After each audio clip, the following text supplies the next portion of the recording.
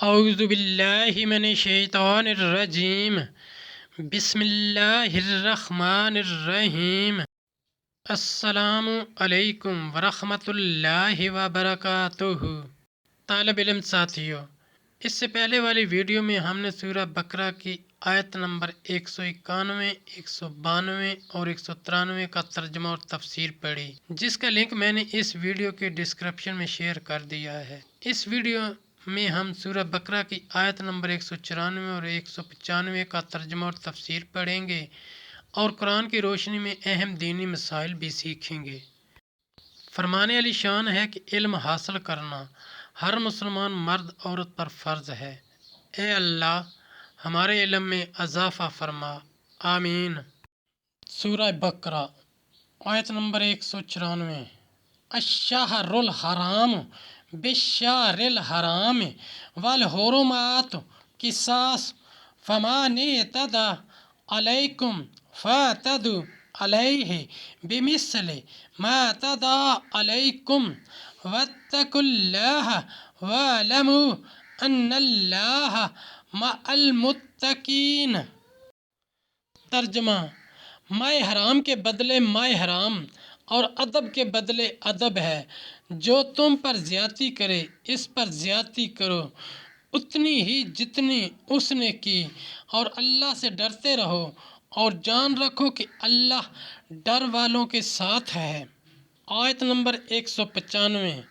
وَأَنفِقُوا فِي سَبِيلِ اللَّهِ وَلَا تُلْقُوا بِأَيْدِيكُمْ إِلَّا التَّهْلُكَةَ وَأَحْسِنُوا إِنَّ اللَّهَ يُحِبُّ الْمُحْسِنِينَ۔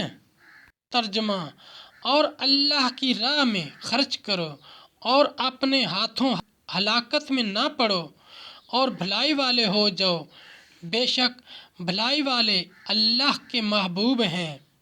اللہ کی راہ میں خرچ کرنے کا حکم۔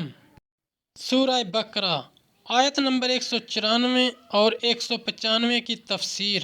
جب گزشتہ سال ذی-القعدہ 6 ہجری میں مشرکین عرب نے ماہ حرام کی حرمت و ادب کا لحاظ نہ رکھا اور تمہیں ادائے عمرہ سے روکا تو یہ بے حرمتی ان سے واقع ہوئی، اور اس کے بدلے توفیق الہی 7 ہجری کے ذی-القعدہ میں تمہیں موقع ملا کہ تم عمرہ قضا کو ادا کرو۔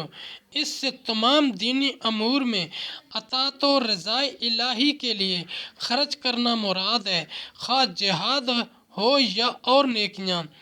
راہ خدا میں انفاق کا ترک بھی سبب ہلاک ہے اور اسراف بے جا بھی، اور اس طرح کی چیز بھی جو خطرہ و ہلاک کا باعث ہو، ان سب سے باز رہنے کا حکم ہے، حتیٰ کہ بے ہتھیار میدان جنگ میں جانا یا زہر کھانا یا کسی طرح خودکشی کرنا۔ مسئلہ: علماء نے اس سے یہ مسئلہ بھی اخذ کیا ہے کہ جس شہر میں طاعون ہو وہاں نہ جائیں، اگرچہ وہاں کے لوگوں کا وہاں سے بھاگنا ممنوع ہے۔ ساتھیو، ہم نے قرآنی تعلیمات کو دنیا کے کونے کونے میں پہنچانا ہے، اس لیے